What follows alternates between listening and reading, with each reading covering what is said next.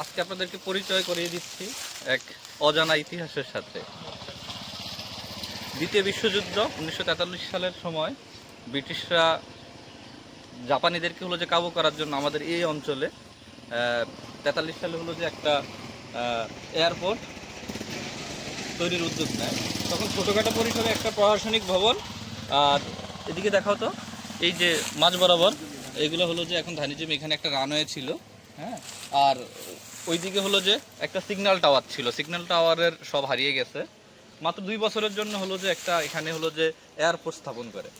এখন এটা হলো যে সেই হলো যে প্রশাসনিক ভবন, যেটা হলো যে সংরক্ষণের অভাবে আজকে হারিয়ে গেছে, কিন্তু হলো যে অজানা ইতিহাস এখনো হলো যে ইট পাথর হলো যে জানান দিচ্ছে।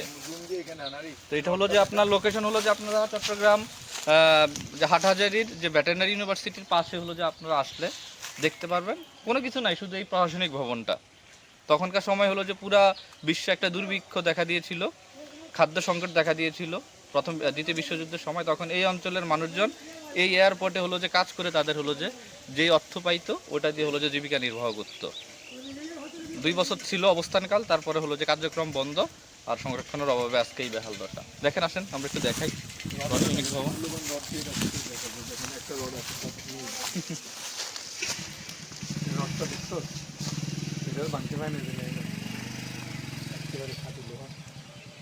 যে আরো মজার বিষয় হলো, তখন হলো যে ব্রিটিশরা হলো যে একটু এদিকে ঘোরা, ব্রিটিশরা হলো যে এই বাংলাদেশে হলো যে আমার জানা মতে চকরিয়াতে একটা এই ধরনের এয়ারপোর্ট স্থাপন করে, তারপর হলো যে হাটহাজারীর এখানে একটা, আর হলো যে ফেনীতে। টোটাল হলো যে আমাদের এখানে 3টা হলো যে জাপানিদেরকে ট্যাকেল দেওয়ার জন্য 3টা হলো যে এয়ারপোর্ট হলো যে স্থাপন করে, তার মধ্যে হলো যে এই একটা।